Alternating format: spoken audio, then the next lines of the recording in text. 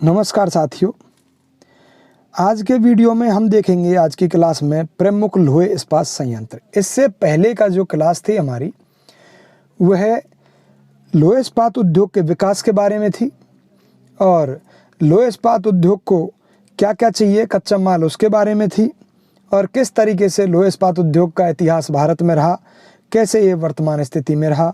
इस प्रकार से हमने पहली क्लास ली और इसके सेकंड भाग में आज हम देख रहे हैं कि इनकी स्थापना किस आधार पर की जाती है और प्रमुख लोहे इस्पात संयंत्र जो भारत में स्थित हैं वे कहाँ पर हैं और कौन कौन से हैं, उनके बारे में हम जानने का प्रयास करेंगे। तो किसी भी लोहे इस्पात संयंत्र की स्थापना के लिए एक सिद्धांत काम करता है, वह है न्यूनतम परिवहन लागत का सिद्धांत। यह सिद्धांत किसी भी लोहे इस्पात संयंत्र की स्थापना के लिए कार्य करता है। इसके पीछे कारण यह है कि लोहे इस्पात उद्योग में जो प्रयुक्त होने वाला कच्चा माल है, जैसे कोयला, लोहे अयस्क, चूने का पत्थर, मैग्नीज आदि, जो यह है भारी और कम मूल्य का होता है, अतः इसे दूर तक ले जाना आर्थिक दृष्टि से ठीक नहीं है। इसलिए अधिकांश लोहे इस्पात उद्योग कच्चे माल की प्राप्ति के स्थान पर ही लगाए जाते हैं। अगर हम इसको इस तरीके से समझें कि हमें 1 टन कच्चा लोहा बनाना है, तो 1 टन कच्चा लोहा बनाने के लिए हमें 1.5 टन तो लोहे अयस्क की आवश्यकता होगी और 1.4 टन कोयले की आवश्यकता होगी, 1.4 टन की, 0.3 टन चूने के पत्थर की आवश्यकता होगी, 0.3 टन की, और 0.1 टन मैग्नीज की आवश्यकता होगी, 0.1 टन की, और 0.1 टन डोलोमाइट की आवश्यकता होगी। इस प्रकार से हम कह सकते हैं कि 1 टन कच्चा लोहा बनाने के लिए 1.5 टन तो लोहे अयस्क, 1.4 टन कोयला, 0.3 टन चूने का पत्थर, 0.1 टन मैग्नीज और 0.1 टन डोलोमाइट की आवश्यकता होती है। यही कारण है कि विश्व के लोहे इस्पात कारखाने कोयले एवं लोहे की खानों के समीप ही स्थापित किए जाते हैं।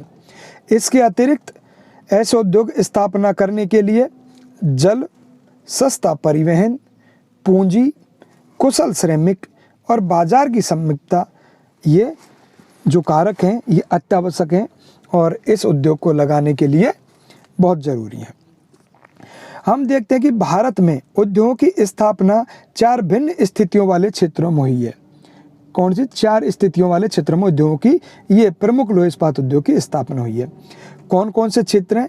एक तो कोयला क्षेत्र के निकट हुई है साहब। तो कोयला क्षेत्र के निकट कौन कौन से उद्योग की स्थापना हुई है? एक तो बर्नपुर ये रहा पश्चिम बंगाल में, एक हीरापुर, कुल्टी भी यहीं है बंगाल में, आसनसोल के यहाँ ये रहा कुल्टी, और दुर्गापुर और बोकारो।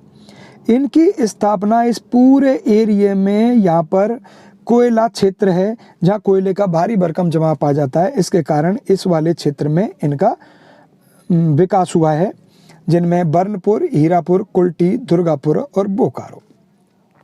इसी प्रकार से हम देखते हैं लोहे अयस्क के निकट स्थापित होने वाले, जैसे बेलाई जो छत्तीसगढ़ में ये रहा, राउरकेला ये उड़ीसा में है, भद्रावती जो कर्नाटक में है ये रहा, सलेम जो तमिलनाडु में है, यहाँ नेवेली का लिग्नाइट कोयला यहाँ मिलता है और यहीं लोहा प्राप्त हो जाता है, विजयनगर जो ये कर्नाटक में है। इस प्रकार से लोहे अयस्क के निकट स्थापित होने वाले प्रमुख संयंत्र हैं। कोयला और लोहे अयस्क के मध्य में स्थापित होने वाला ये जमशेदपुर, ये कोयला और लोहे के मध्य में स्थापित होने वाला क्षेत्र, टाटा वाला जो जमशेदपुर का है, Tata iron and steel company वाला जो क्षेत्र है। एक तटीय है, जो तटीय क्षेत्र और व्यापार की सुविधाओं से पूर्ण ये क्षेत्र, ये विशाखापट्टनम है, यह यहाँ पर स्थापित हो गया। तो ये तटीय क्षेत्र पूरी व्यापार की सुविधा है इस वाले क्षेत्र को। इस प्रकार से हमने देखा कि किस तरीके से ये उद्योगों की स्थिति होती है, कैसे ये किसी कारक के द्वारा निर्धारित होते हैं और किस प्रकार से कच्चे माल के क्षेत्र के समीप ही स्थापित हो जाते हैं। अब हम देखते हैं कि पूरे भारत में जो प्रमुख संयंत्र हैं वो कौन कौन से हैं, इनके बारे में अब हम जानकारी लेते हैं। जैसे ये जमशेदपुर, बोकारो, दुर्गापुर, कुल्टी, हीरापुर, बर्नपुर, ये इसको में शामिल होते हैं। राउरकेला, भिलाई, पारादीप, विशाखापट्टनम, डोलवी, विजयनगर, भद्रावती और सलेम। इसके बारे में अब हम एक एक के बारे में जानेंगे कि ये कहाँ पर स्थित हैं और किस तरीके से इन उद्योगों की स्थापना हुई है और किस प्रकार से वर्तमान की यहाँ स्थिति है। तो इसके बारे में अब हम जानकारी लेते हैं। अब हम देखते हैं कि जमशेदपुर टिस्को, इसके बारे में हम जानकारी लेते हैं। यह कारखाना जमशेदपुर के पास में स्थित है। जमशेदपुर यह झारखंड में स्थित है। तो यह कारखाना जमशेदपुर के पास स्वर्ण रेखा और खारकई नदियों के संगम पर स्थित है। ये कौन से संगम पर? स्वर्ण रेखा और खारकोई नदी, जो दोनों नदियां हैं, इनके संगम पर यह स्थित है, जो एकमात्र निजी क्षेत्र का यह कारखाना है। यहाँ से कलकत्ता लगभग 240 किलोमीटर पड़ता है और यह कलकत्ता और नागपुर रेलवे मार्ग के सहारे झारखंड के सिंहभूमि जिले में स्थित है। यहाँ पर यह देश का दूसरा बड़ा है और निजी क्षेत्र का यह एकमात्र स्टील कारखाना है, यह जमशेदपुर जो है। इसकी वार्षिक क्षमता के बारे में बात करें तो 19 लाख टन कच्चा लोहा और 20 लाख टन इस्पात और 30 लाख टन बिक्री योग्य इस्पात इसकी बनाने की क्षमता है। इस उद्योग को सन 1907 में एक प्रसिद्ध उद्योगपति था J.N. टाटा, इसके द्वारा इसकी स्थापना की गई थी। जमशेदजी टाटा द्वारा झारखंड में इसकी स्थापना की गई थी।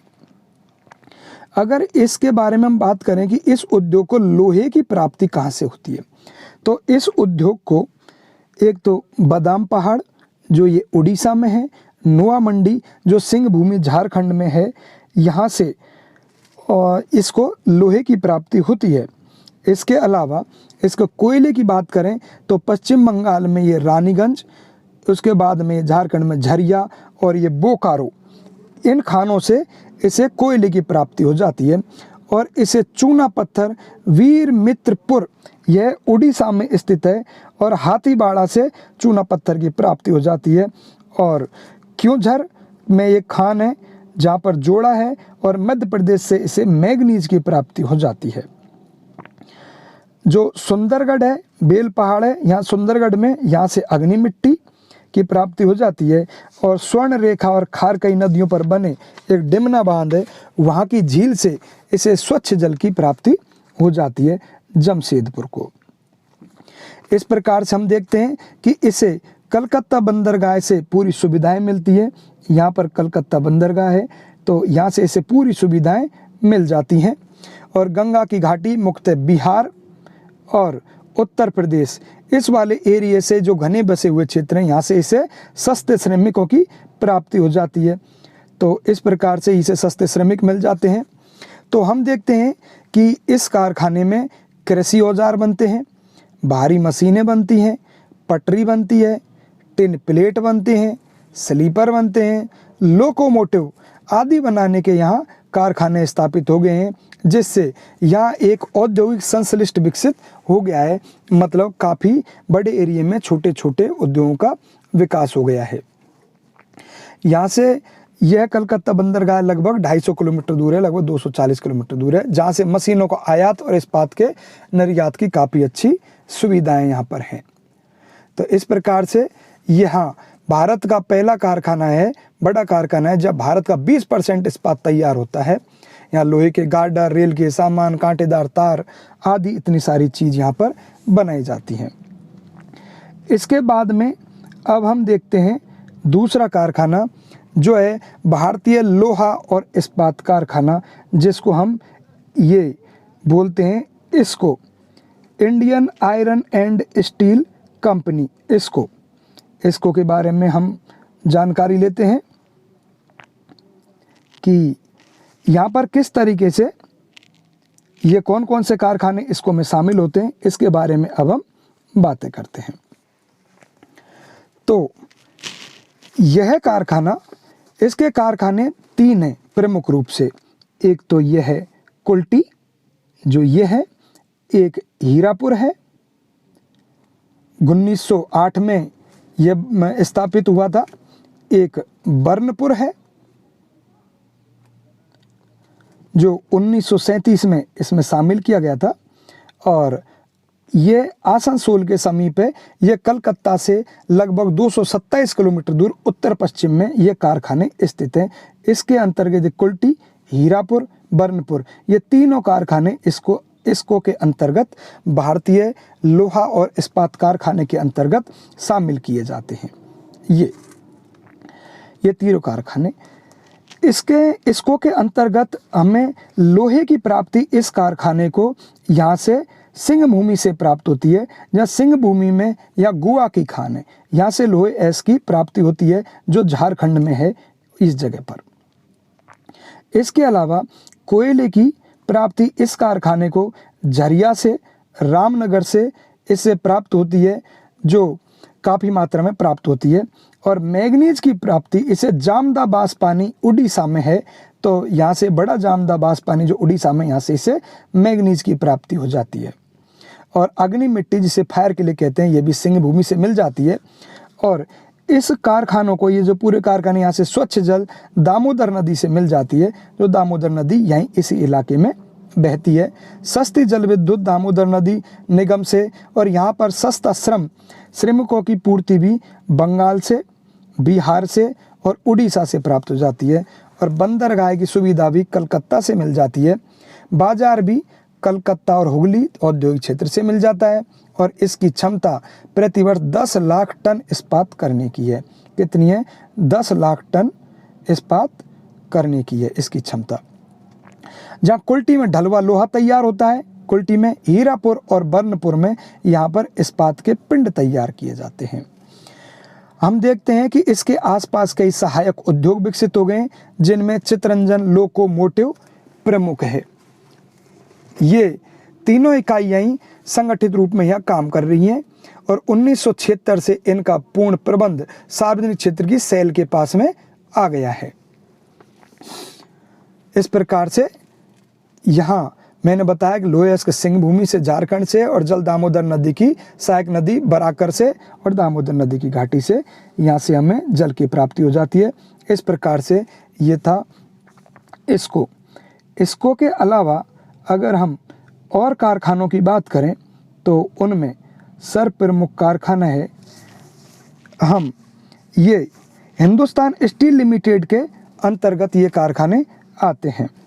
जो ये कारखाने राउरकेला, भिलाई और दुर्गापुर। अब हम इसके बारे में एक एक के बारे में देखेंगे। तो सबसे पहले हम देखते हैं, ये पूर्वी भारत में, ये यहाँ पर लिख रहा है दुर्गापुर। दुर्गापुर जो ये है पश्चिम बंगाल में स्थित है। तो यह पश्चिम बंगाल के वर्धमान जिले में दुर्गापुर स्थित है। कौन सा है? दुर्गापुर। इस कारखाने का स्थापना ये ब्रिटेन के सहयोग से पश्चिम बंगाल में की गई थी। ब्रिटेन के सहयोग से इस कारखाने की स्थापना की गई थी पश्चिम बंगाल में, वर्धमान जिले में। ठीक, ये यहाँ पर यह कारखाना स्थित है। यह कलकत्ता से 160 किलोमीटर उत्तर पश्चिम में स्थित है। इसे कोयला की प्राप्ति झरिया से और रानीगंज से प्राप्त हो जाती है। इसके पास में ही दामोदर घाटी परियोजना है, कलकत्ता नगर है, और पत्तन की समीपता का लाभ भी इसे मिलता है।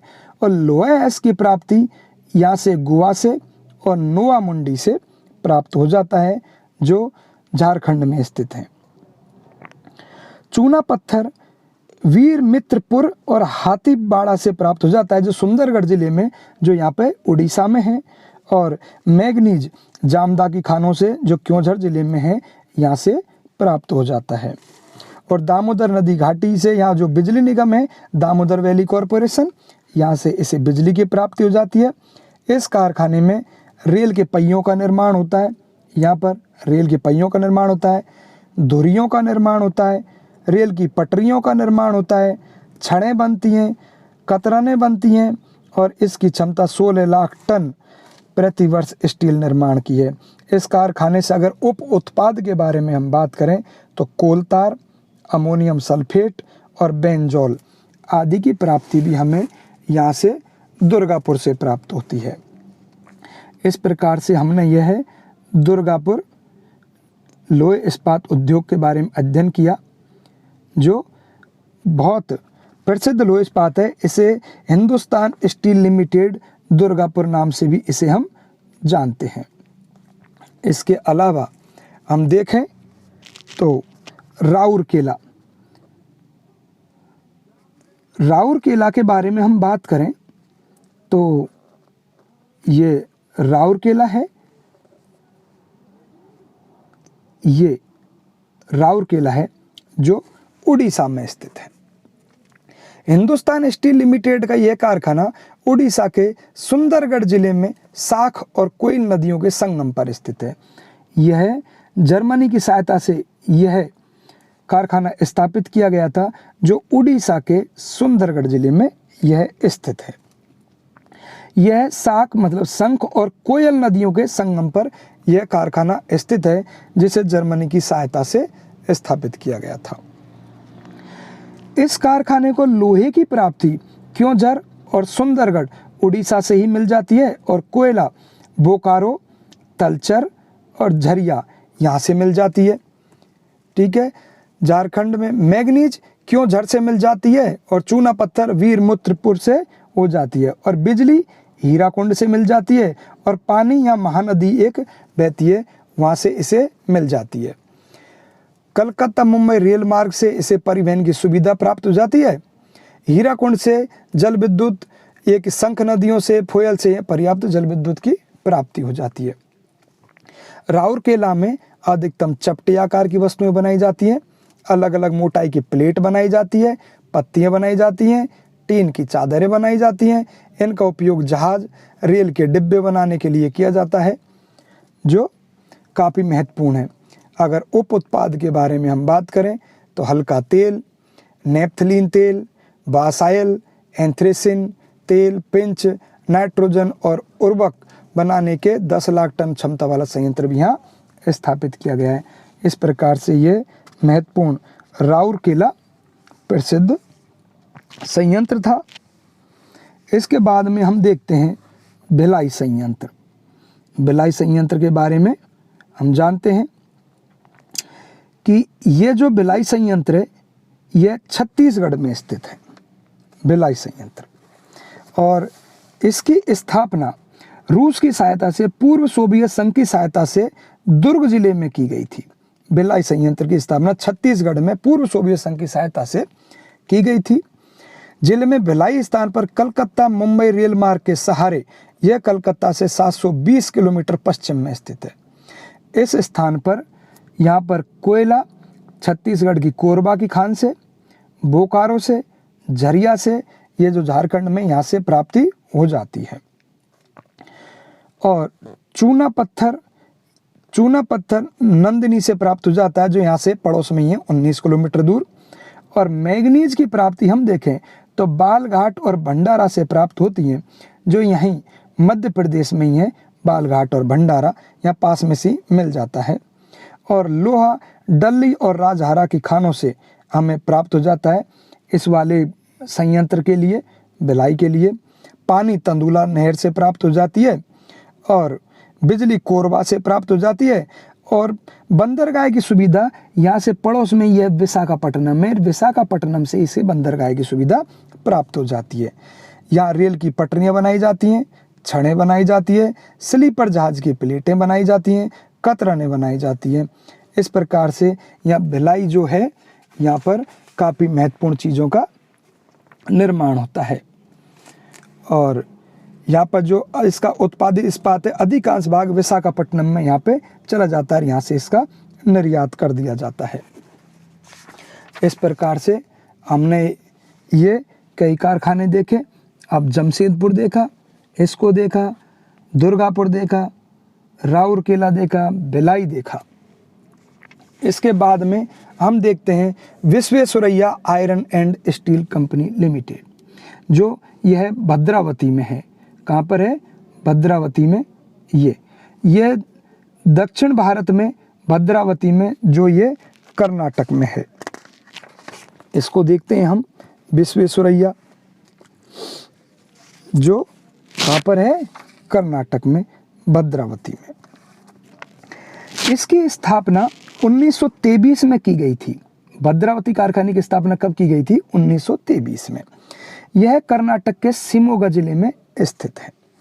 यह भद्रावती नदी के तट पर इसकी स्थापना की गई थी। इसे कच्चा लोहा बाबा बूदन की पहाड़ियों की जो केमनगुंडी नामक खान है, वहाँ से इसे किसकी प्राप्ति होती है? लोहे की। और इसको कोयले की प्राप्ति हम देखें तो सिंगरैनी जो आंध्र प्रदेश में है और कानन घाटी जो मध्य प्रदेश में, यहाँ से इसे कोयले की प्राप्ति हो जाती है।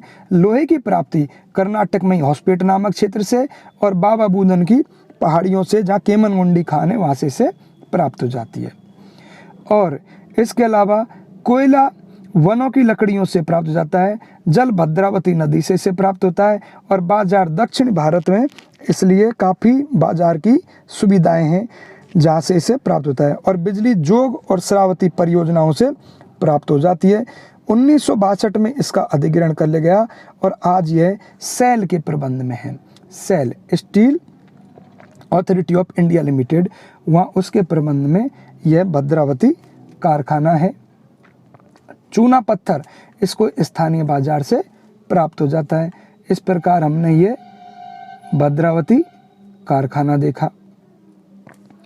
इसके बाद में अब हम देखते हैं ये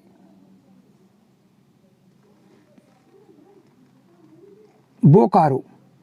इसके बाद में हम बोकारो देखते हैं कि बोकारो कारखाना कहाँ स्थित है और किस प्रकार से यह काम कर रहा है। यह कारखाना झारखंड के हजारीबाग जिले में स्थित है। बोकारो ये झारखंड के हजारीबाग जिले में स्थित है। यह बोकारो और दामोदर नदियों के संगम के पास स्थित है। यह बोकारो और दामोदर नदियों के संगम के पास में यह बोकारो कारखाना स्थित है। यह रूस के सहयोग से लगाया गया था। यह कारखाना रूस के सहयोग से लगाया गया था 1964 में। उसके बाद में 1972 में यहाँ से उत्पादन शुरू हो गया था।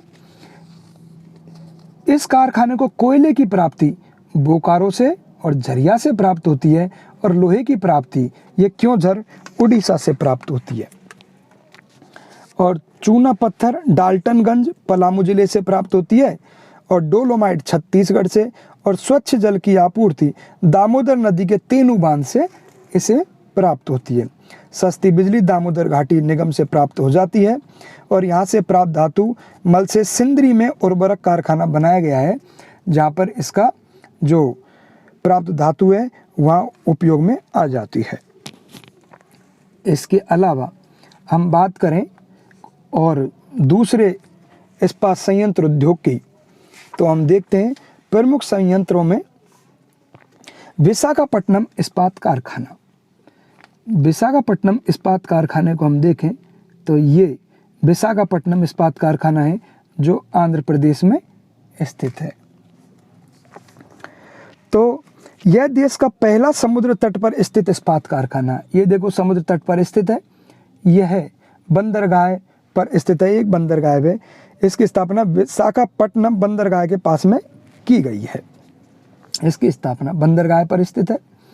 इसको लोहा बेलाडीला की खानों से प्राप्त हो जाती है जो यहीं नज़दीकी छत्तीसगढ़ में है। और कोयला यहाँ से दामोदर घाटी क्षेत्र से इसे प्राप्त हो जाता है। कोयला दामोदर घाटी क्षेत्र से जो यहाँ से आयात कर लिया जाता है और समीपवर्ती क्षेत्र से मैग्नीज और डोलोमाइट की प्राप्ति हो जाती है। डोलोमाइट, मैग्नीज, चूना का पत्थर ये नज़दीक छत्तीसगढ़ से, उड़ीसा से, इन क्षेत्रों से इस विशाखापट्टनम को प्राप्त हो जाती है। इसका निर्माण कार्य 1982 में शुरू हुआ और 1992 में पूरा हो गया। तो यहाँ पर जो बिक्री योग्य इस्पात का निर्माण किया जाता है, इसका कुछ भाग चीन को, दक्षिण पूर्वी एशिया के देशों को निर्यात किया जाता है विशाखापट्टनम का। तो मतलब यह विशाखापट्टनम जो बंदरगाह पर स्थित होने के कारण इससे क्या है कि उत्पादों को निर्यात करने में इसे सुविधा रहती है। इस विशाखापट्टनम को। अब हम देखते हैं एक ये विजयनगर। विजयनगर ये कर्नाटक के हासपेट जिले के विजयनगर में ये पूर्णतः स्वदेशी तकनीक पर आधारित है। ये विजयनगर ये बेल्लारी जिले में है। जो विजयनगर है इसकी स्थापना कर्नाटक के बेल्लारी जिले में की गई। इसे हॉसपेट क्षेत्र से लोहे एस की प्राप्ति होती है। विजयनगर को लोहे एस की प्राप्ति हॉसपेट क्षेत्र से हो जाती है और बाकी लोहे एस का अगर इसको चाहिए तो केमनगुंडी की खानों से प्राप्त हो जाती है, जो बाबा बूंदन की पहाड़ियों पे कर्नाटक में स्थित है। इसके अलावा कानन घाटी छत्तीसगढ़ से और सिंगरैनी से कोयले की इसको प्राप्ति हो जाती है। कानन घाटी सिंगरैनी से, और यहाँ से आंध्र प्रदेश में पड़ता है सिंगरैनी, और कानन घाटी मध्य प्रदेश में पड़ता है। यहाँ से इसे कोयले की प्राप्ति हो जाती है और चूना पत्थर स्थानीय रूप में यहाँ से मिल जाता है। और तुंगभद्रा जलाशय जो यहाँ से मात्र 36 किलोमीटर से जल मिल जाता है और तुंगभद्रा परियोजना से सस्ती जल विद्युत की सुविधा से प्राप्त हो जाती है। इसके अलावा हम देखें दूसरा कारखाना, तो एक कारखाना और है जो तमिलनाडु में पड़ता है, ये है सलेम। सलेम कारखाने के बारे में हम बात करें तो यहाँ पर मिश्र इस्पात तैयार होता है। लोहा मिश्र इस्पात का कारखाना तैयार, मिश्र इस्पात यहाँ तैयार हो जाता है। इस प्रकार से ये सलेम जिले में है, तमिलनाडु में है। 1982 से इसमें उत्पादन शुरू हुआ था। यहाँ पर मैग्नेटाइट लोहा है सिवरॉय की पहाड़ियों से प्राप्त हो जाती है और कोयला नेवेली से लिग्नाइट मिल जाता है। चूना पत्थर और बिजली और जल ये स्थानीय रूप से यहाँ पर काफ़ी मिल जाते हैं और विशेष किस्म का इस्पात यहाँ बनाया जाता है।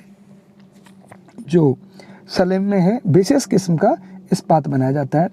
इसके अलावा एक बड़ा कारखाना या रत्नागिरी जिले में है, महाराष्ट्र में, डोलबी। ये भी अभी लगाया जा रहा है और उड़ीसा के पारादीप के निकट ये एक कारखाना है। यहाँ भी दैतारी स्थान पर और महाराष्ट्र के रत्नागिरी जिले में, जो मैंने अभी बताया, डोलबी के पास नए इस्पात संयंत्रों की लगाए जाने की पूरी योजना है। इस प्रकार से यह बहुत ही महत्वपूर्ण उद्योग है जिसे हमने आज देखा था और इस प्रकार हमारा यह प्रमुख लोहे इस्पात संयंत्र जो नाम का जो चैप्टर है ये समाप्त होता है। और आगे हम देखेंगे जो अन्य आगे काफ़ी सारे उद्योग हैं उनके बारे में हम पढ़ेंगे। इसको मैं चाहता हूँ कि इसको आप बार बार सुनें, इसको समझें और जहाँ भी कोई समस्या आए तो नीचे कोई कमेंट डाल दें ताकि मैं उसके आपका जवाब दे सकूँ, आपको संतुष्ट कर सकूँ। नमस्कार, थैंक यू, धन्यवाद।